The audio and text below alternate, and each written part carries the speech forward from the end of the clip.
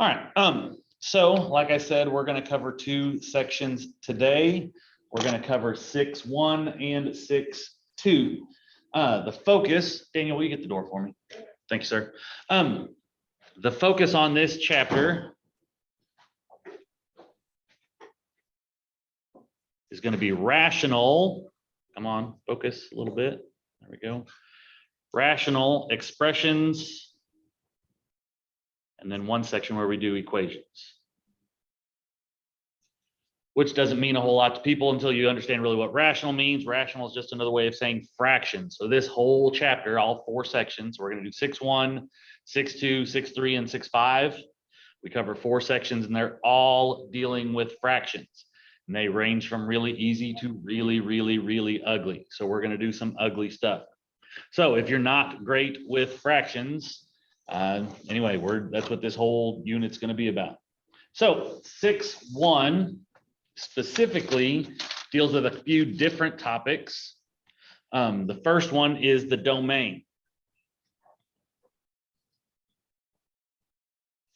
Okay, the domain of a function of any kind, or the domain of a relation, okay, is the set of inputs. What numbers can you put into an expression or an equation? Okay, so in terms of x and y equations, stuff like that, it's usually the x's. Okay, so what can you put into an expression? Now with fractions,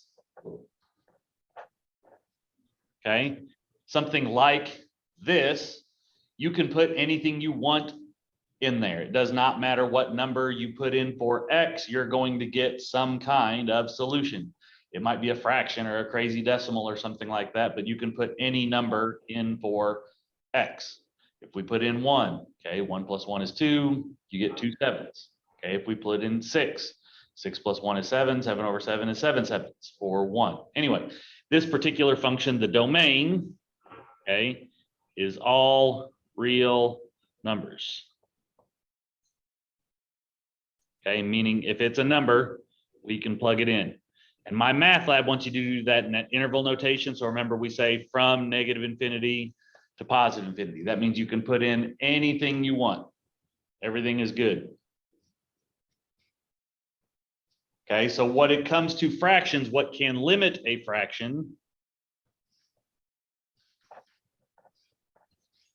okay, is if you see an x in the bottom, okay, because one of the only things you can do that will limit your domain, one of the only inputs you cannot have is you cannot have 0 in the bottom of a fraction. 0 is bad, okay? Anything divided by 0 is undefined. There is no such thing as dividing by 0. So any number that causes your bottom to equal 0, you have to exclude it from the domain. Okay, so what that means is the top can be whatever the heck it wants in a fraction, but the bottom can't be 0. So if I just focus on the bottom and I solve this, okay, add 1 to both sides, okay, x cannot equal 1. If x is the number 1 and I plug it into this fraction, 1 minus 1 is 0, that's going to cause my denominator to be 0. That causes my fraction to be undefined. So there are going to be certain numbers that can limit your domain. So if you're looking at a fraction,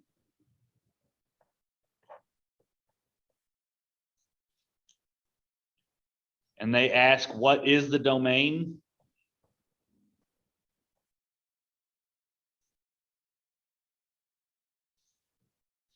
Okay. Or if they ask, sorry, I'm trying to get this in focus where I'm not looking at just one little bitty piece of my paper. Okay. If they ask, what is the domain? Or if they specifically ask what limits the domain. Okay. Basically, again, they're just asking what numbers can we not use. And again, the top doesn't matter. The top can be any number at once. We just have to figure out what numbers, if any, cause the bottom to equal 0. So you just take your bottom, it's called the denominator. We set it equal to 0, and then we solve. So add 3 to both sides here. So 2x equals 3, divide by 2. When I say x equals 3/2, basically that's what causes this to be 0. So again, causing this to be 0 is bad. So we don't want this to equal 3/2 or 1.5 or 1.5. Okay, so again, that causes my denominator to be 0. So that is a limiter. We can't have that one in the domain. Okay, so if there are no x's in the bottom, then there are no limits. The domain is everything. It can be all real numbers. If you have an x in the bottom, then there's the potential for a limiter. You'll have something that will cause division by 0. So in this case, x can't be 1. In this case, x can't be 1.5 or 3/2. It's the same number, just as a fraction or as a decimal. Okay. So understand that there are certain numbers that could potentially limit the domain if they cause division by 0. The trickiest ones of this kind of problem are when they combine what we did last section. So if they did something silly like this, okay, x plus 3 over x squared plus 3x plus 2. Okay, again, we don't care about the top. If we want to find out what limits the domain, we got to figure out what makes my bottom equal 0. So I'm not worried about the top right now. I'm just looking at the bottom. And if you remember, when you have a problem with an x squared, we can't just get x by itself. We've got to do something different. This is where we factored. So the stuff where we factored last chapter, that's going to be very, very important this chapter. So again, so figuring out what makes this equal 0, we're going to factor this. So x squared is x times x. And then we're looking for what multiplies to get 2, that adds to get 3. Okay, in this case, it's 2 and 1. So then we can figure out, again, for those, we set them equal to 0. So either x plus 2 is 0 or x plus 1 is 0.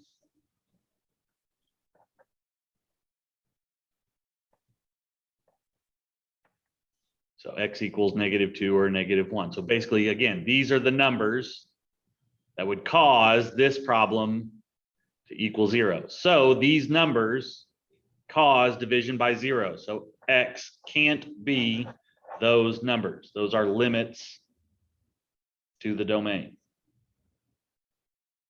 Okay, or they need to be excluded from the domain. Sorry, my camera keeps going out of focus, but it keeps coming back.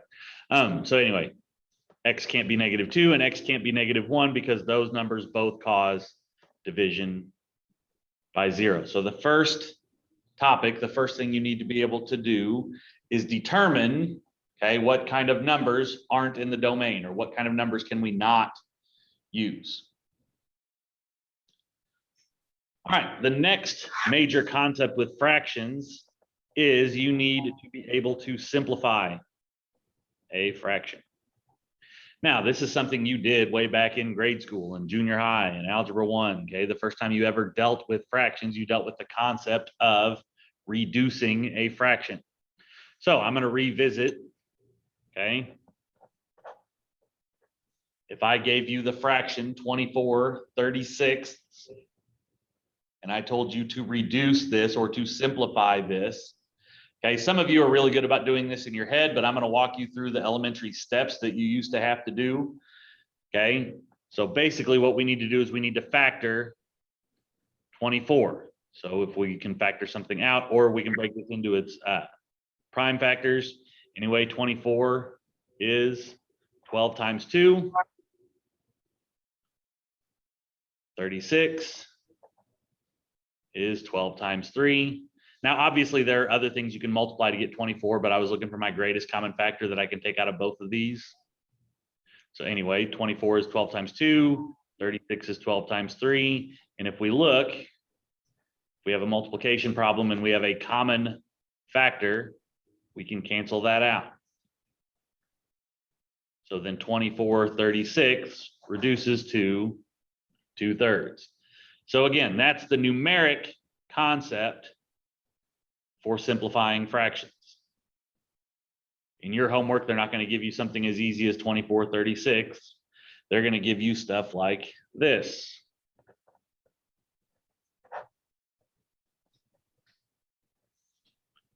Okay, they're going to give you algebraic expressions as a fraction. Now, this is extremely important for you to remember, okay? The plus in here means we can't just start simplifying like the 2 and the 10, okay, or the x and the x. You can't just cross those out. We're only able to simplify when we have a multiplication problem. So like 12 times 2, 12 times 3. So what we have to do is we have to think of this in terms of multiplication. So we're going to factor. Again, all stuff we did last chapter. So we have x plus 2, it doesn't really factor. But if we look at 5x plus 10, okay, there's something we can divide out. There's something we can factor out of 5 and 10. 5 and 10 are both divisible by 5. So if I factor 5x plus 10, that's 5 times x plus 2. Remember, factoring is basically undistribution. Now if I look, okay, x plus 2 over 5x plus 2, we have a common factor. So those can cancel out. And I'm left with 1/5. So when it comes to simplifying fractions, just like with numbers, you can only simplify when you have a common factor. When you have algebraic expressions, what we're looking for is a common factor. So we need to factor the top, which is technically 1 times x plus 2. And we factor the bottom, which is 5 times x plus 2. And then you can cancel out your common factors.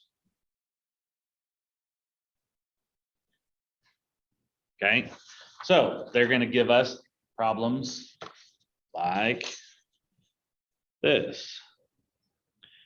So say we've got x squared minus 49 over x squared plus 8x plus 7. Again, with the pluses and minuses, we can't just cancel out our x's, and we can't cancel 49s and 7 or find those. Okay, remember, we have to factor. And again, that's all stuff we did last unit, so that's all going to come into play. So like x squared minus 49,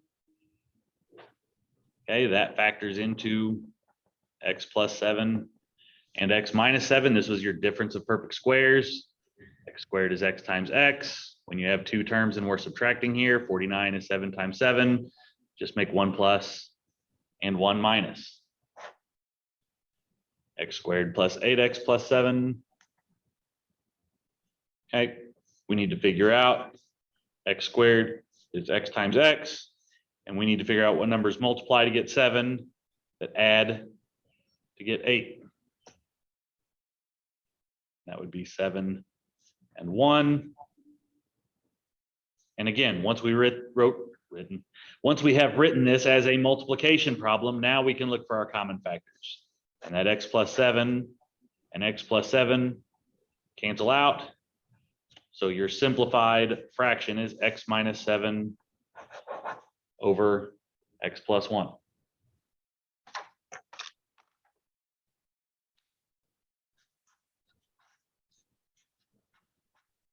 If I start using my Sharpie, it'll show up a little better.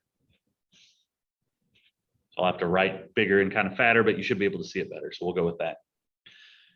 Okay, so again, they're going to give you expressions like this. In order to simplify, you need to break it into factors.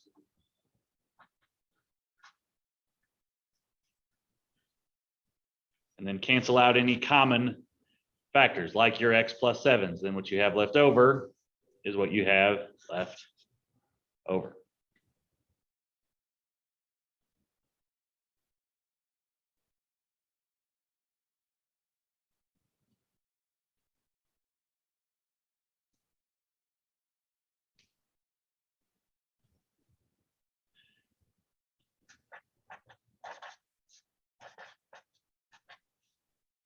All right. They're going to try and trick you with some of these. For example, if you've got something that factors, or if you're just looking at this, okay, x plus 3 over 3 plus x. Okay, remember, we can flip the order around, but the signs matter. Okay. So in x plus 3 over 3 plus x, we can write that as x plus 3 over x plus 3. We can flip the order around. We have a positive 3, we have a positive x. So these two things are the same. So even though they're reversed, if you're adding, okay, those two things are still the same. So they would cancel and would simplify down to 1. However, okay, x minus 3 over 3 minus x, we can still flip the order, but remember, your signs matter. So in this case, the x is negative and the 3 is positive. So if we flip this around, okay, we have a negative x and we have a positive 3, which those two things are not exactly the same. Okay, but again, if you remember factoring, if we factored out a negative 1, or if we divide these by negative 1, negative divided by a negative is a positive, positive divided by a negative is a negative. So now those are the same.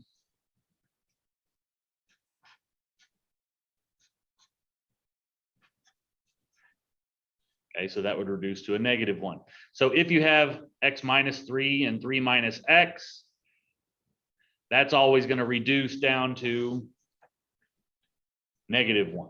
Okay, so if it's a subtraction and they're flipped around, that always equals a negative 1. So you can kind of shortcut that. Now, if it's a plus and they're flipped around, it doesn't matter. Okay, pluses, them both being positive. Okay, you can flip it around, no big deal. It's just if you're subtracting. So again, what they will do is they'll give you a problem like this.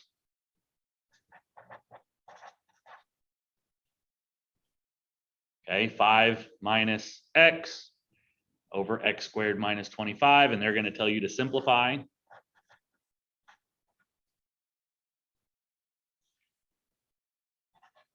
So the 5 minus x doesn't factor, but this x squared minus 25 factors into x plus 5 and x minus 5.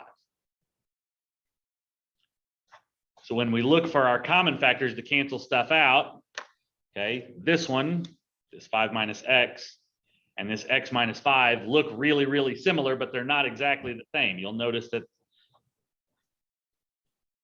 they're just flipped. Here the 5 is positive and the x is negative. Here the 5 is negative and the x is positive. So remember, we can cancel those, but they don't cancel to 1. They cancel to a negative 1. Okay, so again, with a subtraction, if you've got the same thing, but they're just flipped like this, that always becomes a negative 1. So 5 minus x and x minus 5 becomes a negative 1, not a positive 1.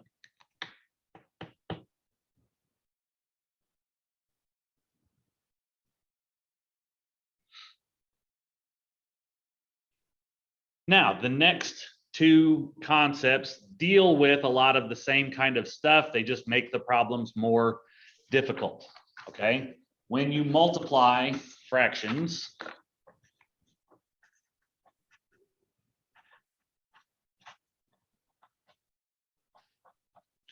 okay, you basically just multiply straight across. So if I told you to take 1/2 times 3/7, the rule is you just multiply straight across. So you multiply your numerators together. So 1 times 3 is 3, and 2 times 7 is 14.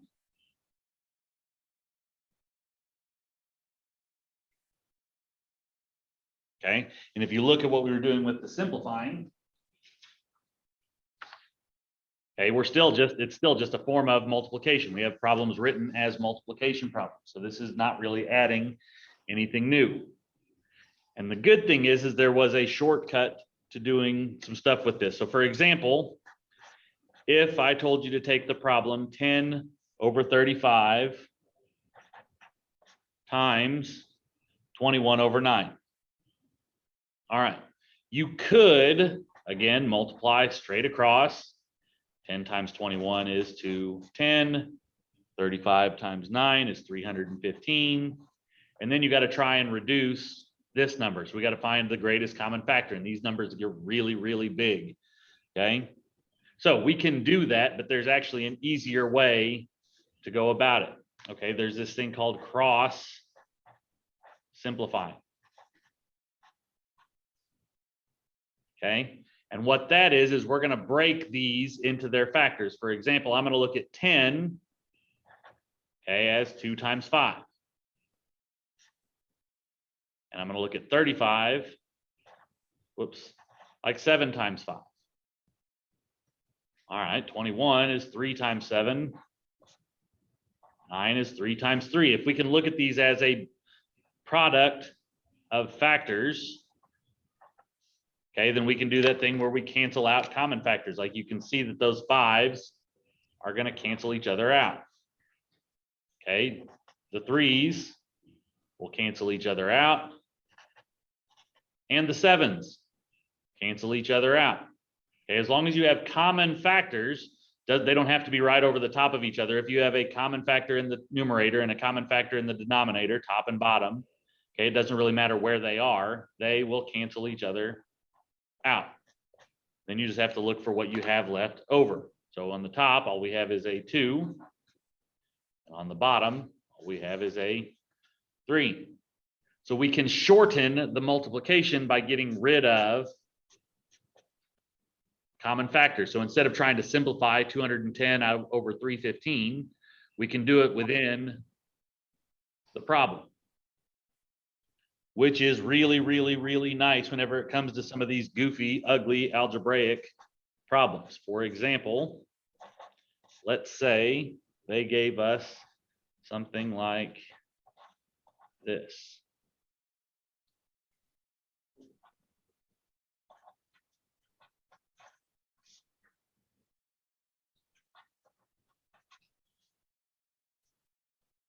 Okay, you guys know that if we had to multiply this together, we would have to do a whole bunch of foiling this out. We'd have to distribute. We would get this big long honking answer that we would have to try and factor.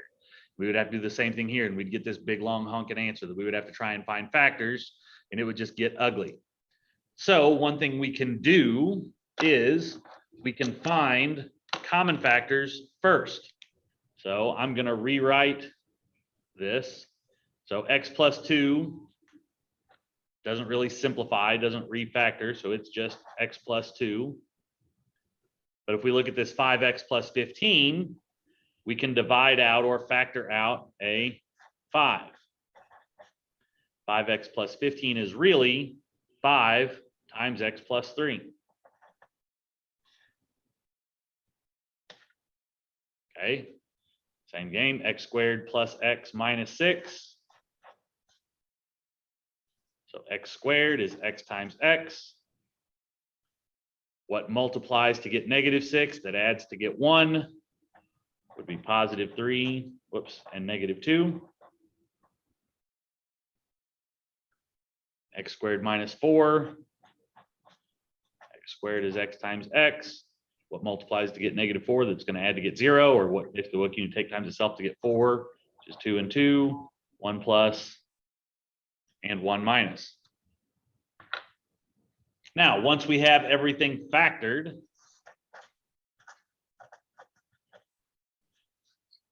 we can look for common factors. So I have an x plus 2 and an x plus 2. I have an x plus 3 and an x plus 3. I have an x minus 2 and an x minus 2. So basically, even though nothing looks the same, we all end up with the same factors. And as long as you have a factor that's the same on the top and the bottom, so this x plus 2 and this x plus 2, like this x plus 3 and this x plus 3, this x minus 2 and this x minus 2, those cancel each other out. Okay, leaving me, and if I've got nothing on the top, that's like saying just 1 left, because 1 is times all of this stuff. So then this reduces to 1/5.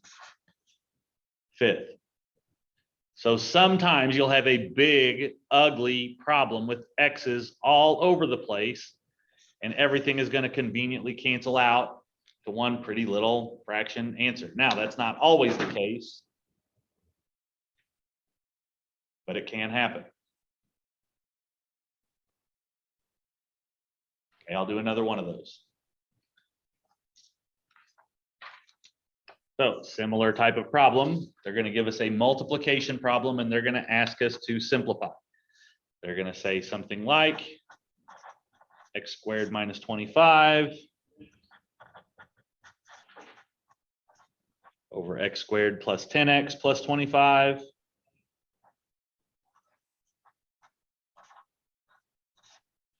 times 5x plus 25 over x plus 3.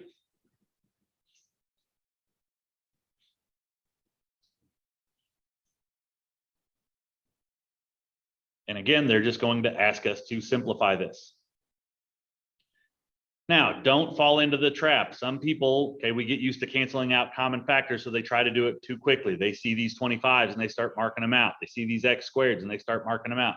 Remember, we have to factor. We have to turn this into a multiplication problem. So we have to factor, okay, all of our stuff, all of our numerators and our denominators. So this x squared minus 25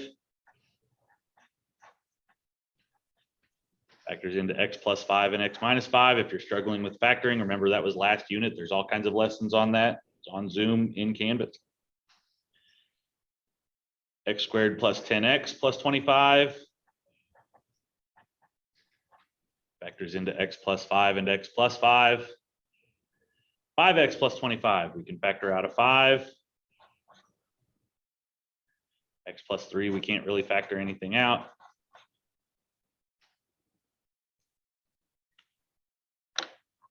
And again, we look for common factors, and it doesn't matter if they're directly over the top of each other as long as you have it in the top and in the bottom. So this x plus 5 and this x plus 5 will cancel each other out. Okay, same, this x plus 5 and this x plus 5 cancel each other out. Now, we can't do anything else with this, so when it's all said and done, on top, we still have a 5 and an x plus 5 over an x plus 3.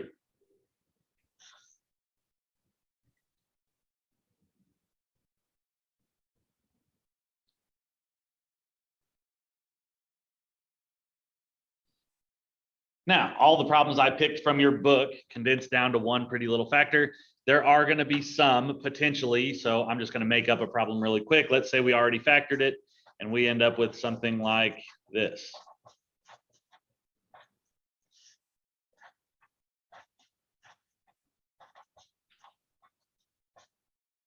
Okay, so x plus 2 times x plus 2 times x plus 7 over x plus 7 times x plus 3 times x minus 1. So say once we did all our factoring, this is what we ended up with.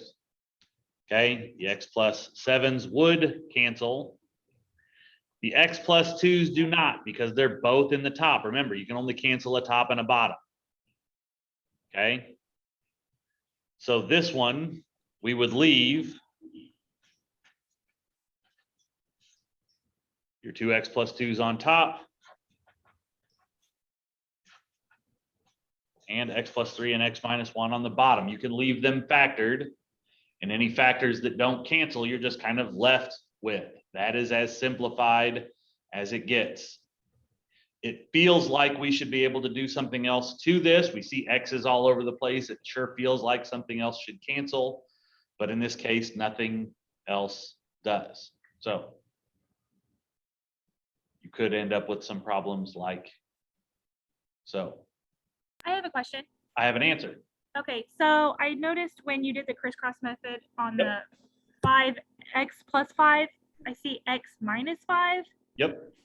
How come it turned positive? What's left over? It looks like what's above that was minus you're right. 5. I wrote it wrong. So you're right. The one that was left over was an x minus 5. So this should have been an x minus 5. That was a good catch. That's Oh, thank you. See, look, now it's negative and it's exactly like it's supposed to be. That was a good catch. So yeah, the x plus 5s were the ones that canceled. The x minus 5 was left over, so this should have been an x minus 5. That was a good catch. Thank you.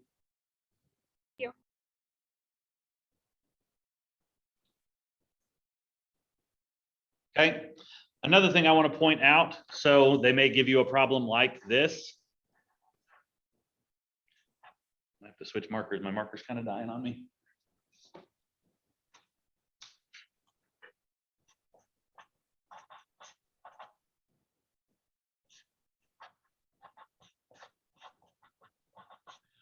All right, if you end up with something like this, or if they just gave you a problem like this, okay, this squared is important. Remember, what does this squared mean? We're taking this x plus 3 times itself. So if you see this x plus 3 squared, remember that's the same as saying that we have 2 of those.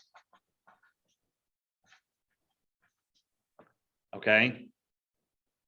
So don't fall into the trick of thinking that those x plus 3s go away because they're the same. It's kind of true, but not quite. So remember, if you have it squared, so x plus 3 squared means we have 2 of them, 1 times itself. So then whenever we cancel, okay, basically only one of these cancels out, leaving me with x plus 3 over x plus 2. So it is possible for them to give you a problem like that.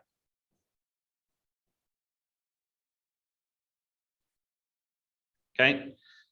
The last concept in 6.1 is very, very, very similar to what we were just doing. Okay, it's going to be division. Division of fractions.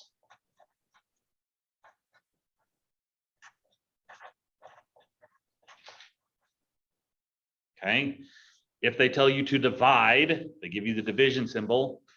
Okay, we change this to multiplication. We don't really do division of fractions. With division, we always change it to multiplication, and then we do what's called the reciprocal. Okay, we flip what we're dividing by, or our divisor. So 1/2 divided by 1/3 is really 1/2 times 3 over 1. So division changes to multiplication.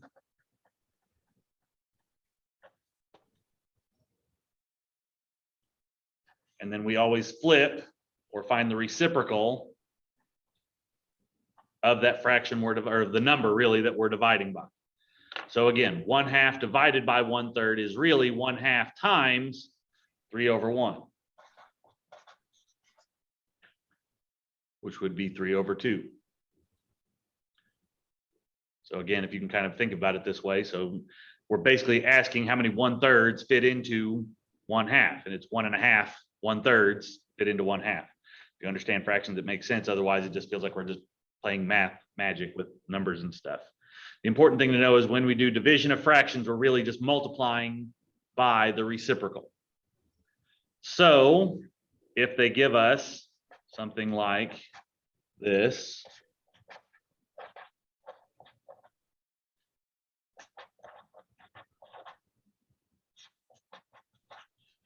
okay, so some ugly fraction with x's all over the place. So 3x plus 21 over x plus 3 divided by x squared minus 49 over x plus 7.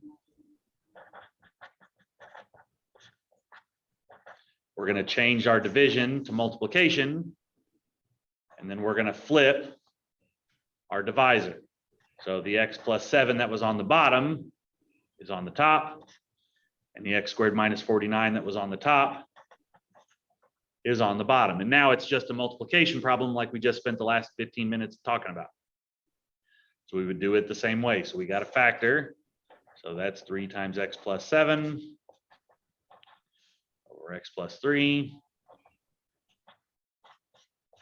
times x plus 7. And then x squared minus 49 is x plus 7 and x minus 7. Looking for common factors. One of my x plus 7s gets to go away.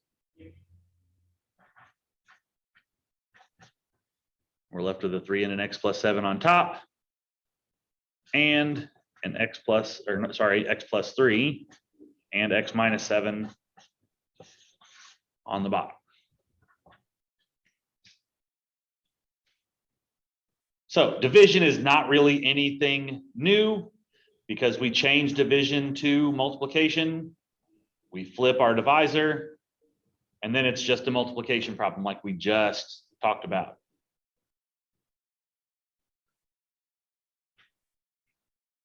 So that's kind of 3 separate topics, but not really. So the first topic is, again, the domain. So what would limit your domain? What would cause division by 0?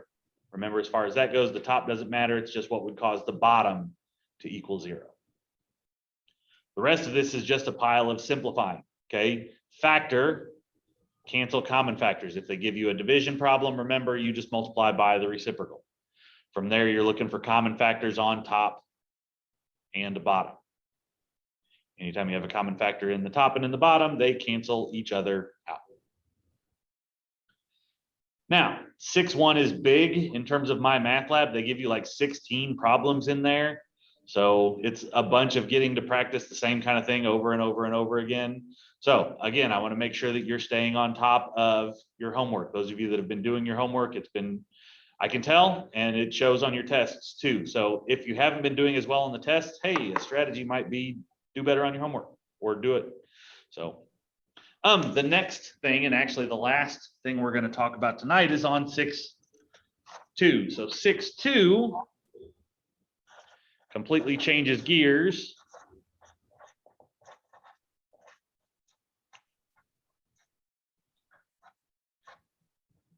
Can't write. We're going to be adding and subtracting fractions. That scratched out thing was supposed to be in N, but I wrote subtraction. But anyway, adding and subtracting fractions.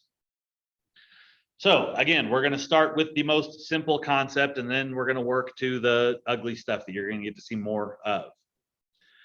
So first off,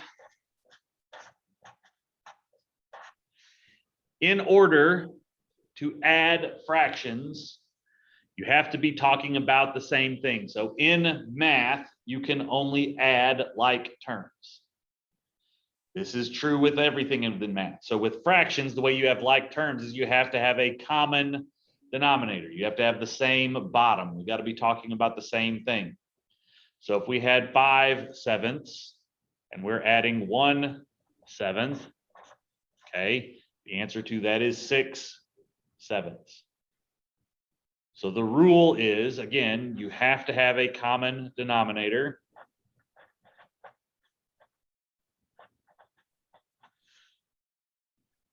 And once you have that common denominator, you keep it. So again, that in terms of fractions, like you're talking about the number of pieces within a pie or whatever. Okay, so 5/7 and 1/7. So we're talking about sevenths. That doesn't change. Then you simply add or subtract the numerator. So 5/7 plus 1/7 is 6/7. Okay, same concept, but they're going to start throwing some letters and stuff in here.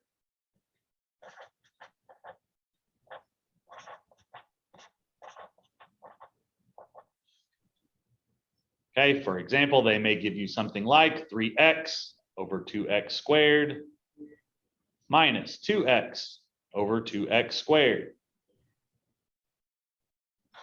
Okay, again, you have to have a common denominator, and we keep it. Then we simply subtract or add our numerator. So this is going to be 3x minus 2x. Now, in this case, we got some like terms we can combine. For example, 3x minus 2x is 1x.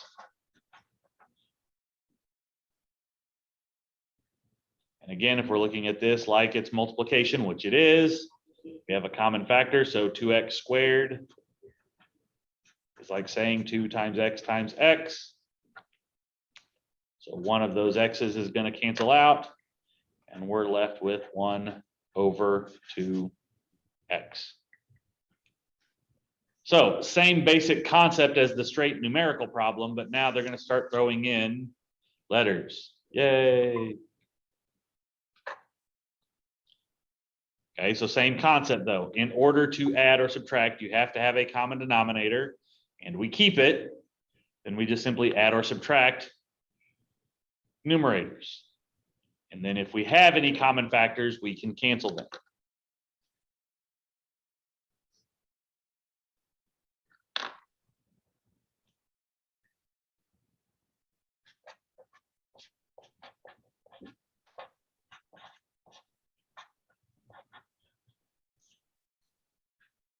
Okay, last problem like this, where they're going to give us one that has a common denominator. So again, as long as my bottom numbers are the same, we're good to go.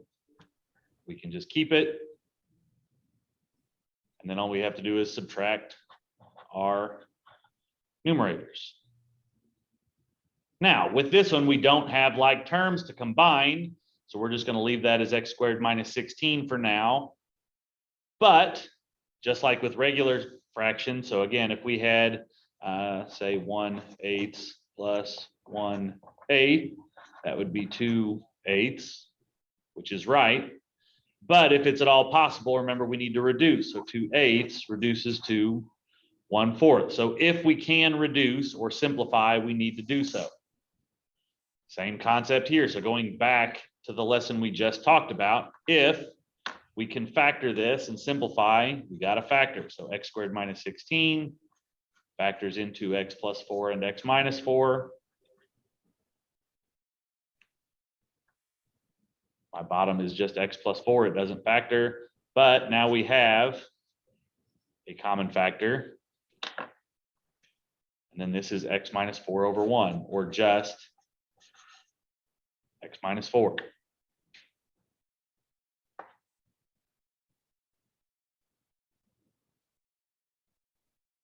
Okay, so if you have a common denominator, great. Keep it, simply add or subtract the numerator, then reduce if possible. The tricky parts come when you don't have a common denominator. So these are, in my mind, these are actually some of the ugliest problems on this whole unit, because they're going to give you some silly stuff. Well, I'll start out with numbers, and then we'll jump to some really, really ugly problems. So if they told us to add 1/2 plus 1/3. Okay, as it is, we cannot add those together. We can only add like terms. These are not talking about the same thing. This is 1 out of 2. This is 1 out of 3. Those are different. Now, to get a common denominator, you're going to multiply. So back in the day, whenever you learned how to add fractions, you learned how to find your least common multiple. So what is something that 2 and 3 both go into? Okay, they both go into 6. To make this bottom a 6, we got to multiply it by 3. To make this bottom 3 a 6, we got to multiply it by 2. And with fractions, we can do that as long as we multiply the top and the bottom times the same thing. Okay, top and bottom is the same number, a common factor again, that's a 1. So 1/2 is really 3/6, or we can rewrite 1/2 as 3 over 6. Likewise, 1/3 we can write as 2 over 6. So now we have our common denominators. We can add this together, and we get 5 out of 6. Okay, so we're going to take this same concept and apply it to some ugly algebraic problems. And one short thing I kind of want you to pay attention to, while it doesn't always find the smallest denominator, one thing you'll notice is, okay, this number is what we multiplied to get our common denominator. Likewise, this number is what I multiplied to get my common denominator. If you multiply your bottoms, that will always give you a common denominator, which is really going to be helpful whenever they give us something like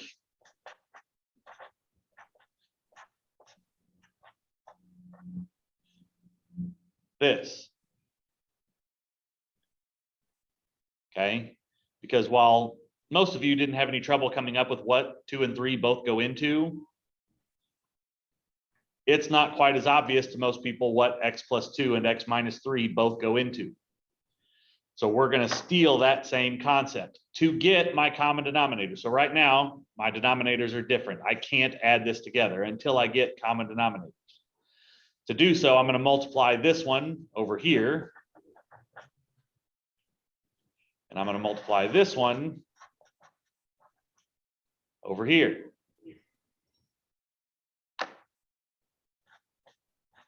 Now, again, we can do that as long as we multiply the very same thing to the top. So x minus 3 over x minus 3. And if I'm multiplying x plus 2 down here, then I got to multiply x plus 2 up here. So I'm multiplying this over here, top and bottom, and I'm multiplying this one over here, top and bottom. Okay. So I have a common denominator. I have x minus 3 times x plus 2, and I have x minus 3 times x plus 2. And I'm going to leave those factored out because if I need to simplify later, this is going to be helpful. Okay, then I am going to go ahead and distribute on the top. So 3 times x is 3x. 3 times negative 3 is negative 9. 1 times x is 1x, and 1 times 2 is 2. I've got to do that because whenever I add, remember, I'm going to keep my denominator. And then I'm going to add my numerator. So 3x plus 1x is 4x. Negative 9 plus 2 is negative 7. Then I need to look, do I have anything that factors out? No, so there are no common factors. So this is my complete simplified answer. So 3 over x plus 2 plus 1 over x minus 3 is this. This 4x minus 7 over x minus 3x plus 2.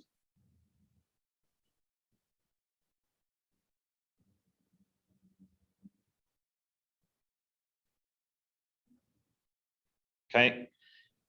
Again, you're going to end up with some ugly answers, and it's walking through some steps. But ultimately, the concepts aren't any different from this.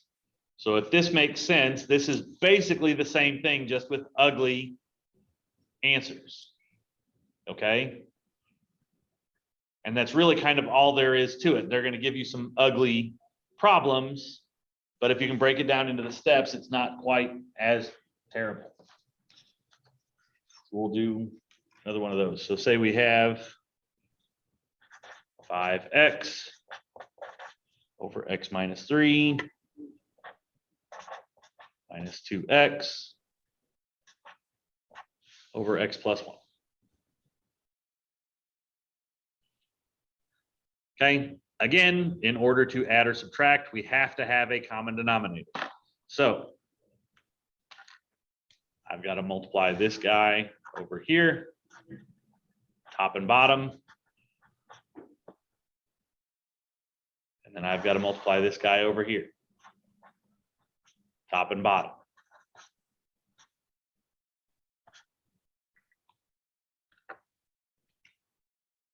I'm going to leave my bottom factored.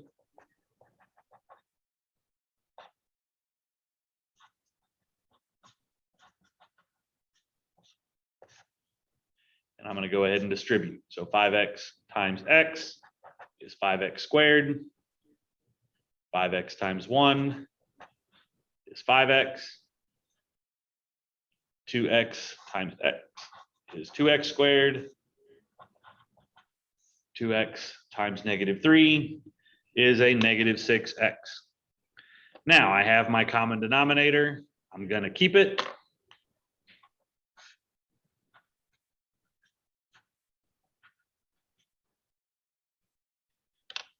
I'm going to add or subtract my numerators. Now, when you're subtracting a binomial, you can do this a couple of different ways. You can take 5x squared minus 2x squared and 5x minus negative 6. Okay. Or remember, we can distribute that negative. That's what I'm going to do. So anytime you're subtracting, you're really adding the opposite. So I'm going to do it that way. So 5x squared plus negative 2x squared is 3x squared. And then 5x plus 6x is 11x. We look for a factor. Okay, technically we can factor out an x, but nothing's going to cancel out. So this is actually as simplified as this one would get.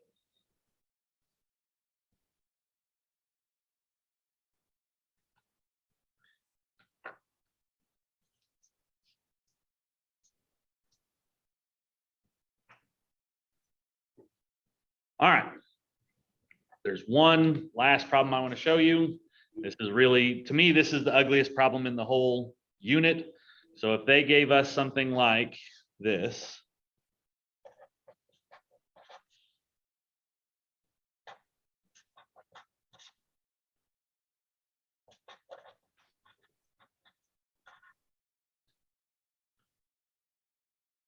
okay, 7 over x squared minus x minus 2 minus x minus 1 over x squared plus 4x plus 3.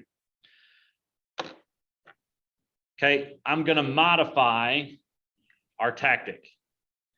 Okay, if you look, our tactic was to take whatever our denominator was here and multiply it, take whatever over here and multiply it. Same thing, top and bottom.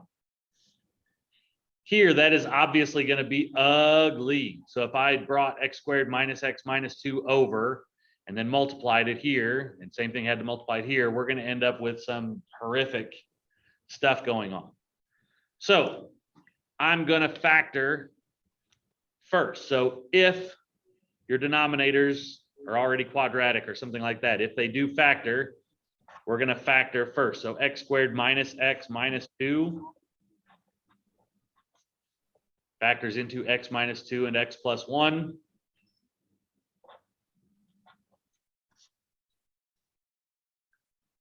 X squared plus 4x plus 3 factors into x plus 3 and x plus 1. Okay. Then remember, to have a common denominator, they need to be the same. And since these both have x plus 1s, I don't need to multiply x plus 1s. I've already got one. Okay, so to make sure my bottoms are the same, the only thing I need is this one needs an x plus 3. And this one needs an x minus 2. And then I've got x plus 3, x minus 2, x plus 1, and x plus 3, x minus 2, x plus 1. I've got my common denominator. So I just needed a piece of my denominator. So if we can factor, do that first. Then you want to make sure that your bottoms are the same.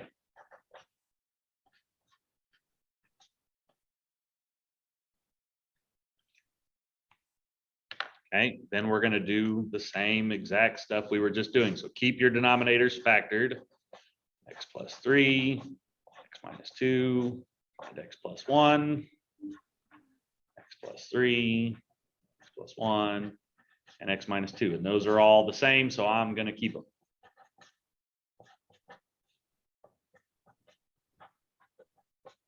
And order doesn't matter. X plus 3, x minus 2, and x plus 1. So order doesn't really matter. Now we got to do our distribution. So if we multiply, we get 7x plus 21. We FOIL this out, we get x squared minus 2x minus 1x plus 2.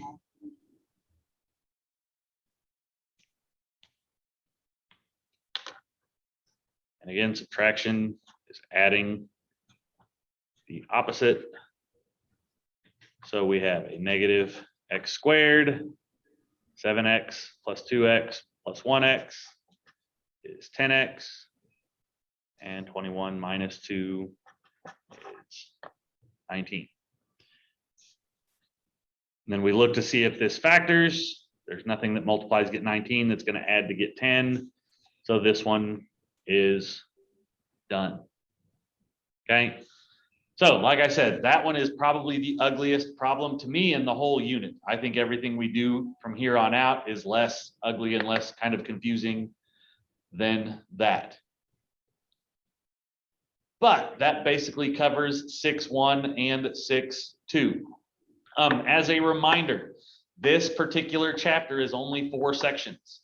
So we're going to cover 6.3 and 6.5 next Thursday, and then we will be testing again right after that. So the next test is going to happen very, very quickly. So whenever I'm going to have to update the dates in my math lab for when this homework is due. There's only going to be 4 sections, so this one's going to go really, really quickly. Okay, so that's all I got. If you don't have any questions for me, you're free to go. If you have some questions, you can ask them. Otherwise, that's what we've got. That covers 6.1 and 6.2. I don't know if you got me, but Layla's here. I did. I saw that. Thank you. You're welcome.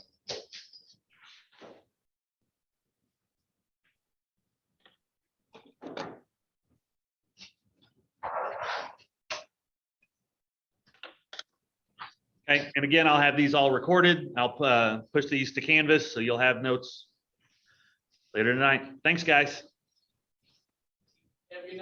See ya.